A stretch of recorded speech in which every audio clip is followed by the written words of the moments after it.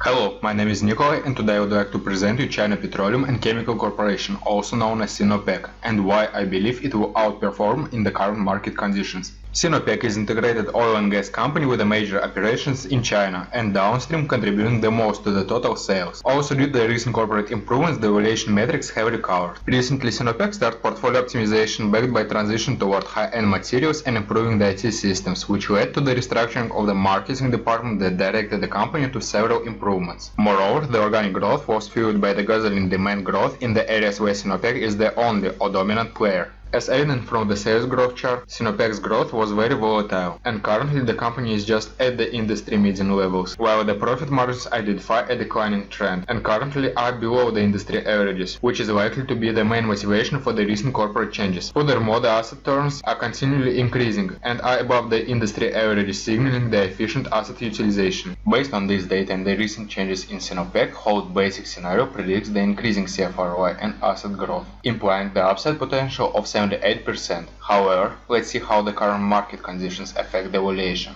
In the last year, the oil price almost hit the levels of 2008, while gas price dropped even lower due to the OPEC's decision to increase the production, creating an excess supply and gaining the market share. Global GDP growth is the most important indicator of the future oil demand, and according to JP Morgan, US and EU GDP will grow during this year. However, I believe that due to the Greek default and problems with the banking systems in Europe, the growth might be lower than predicted. Furthermore, due to the declining economic indicators in Asia and China specifically, such as industrial production, retail prices, and sharply declining stock market, the growth in the region might be lower than forecasted. Based on the expected GDP growth, OECD and International Energy Agency forecast an increasing oil demand. However, due to the declining economic indicators, the demand might actually drop. Another important factor to consider is the non-OPEC supply growth, and Russia is the main player here, but due to the negative effect of the declined oil price on GDP, the state decided to keep the production at the current level. US is another important player, but as we observe a decline in the rig count, oil prices remain supported. OPEC is the key player in the oil market, directly affecting the prices by changing the supply. An important indicator is the colon OPEC, which is derived by the difference between global demand growth and non-OPEC supply growth expectations. Modest demand growth increase coupled to the aforementioned decline in non-OPEC supply growth expectations has raised the International Energy Agency's estimated colon OPEC in 2015 from negative to small positive, which marks a potential for oil price increase coupled with the recent decline in OPEC's GDP. Currently, OPEC capacity utilization is around 86%, and if the colon OPEC rises by 1 million barrels per day in 2016 and there is little or no effective OPEC capacity growth, then capacity utilization rises closer to 87%, providing a support to the oil prices. Despite the fact that Iran holds 10% of the world's oil reserves, it never directly affected the oil market, and the current reserves with potential supply increase represent only a small portion of OPEC's total production and is not expected to significantly affect the global supply.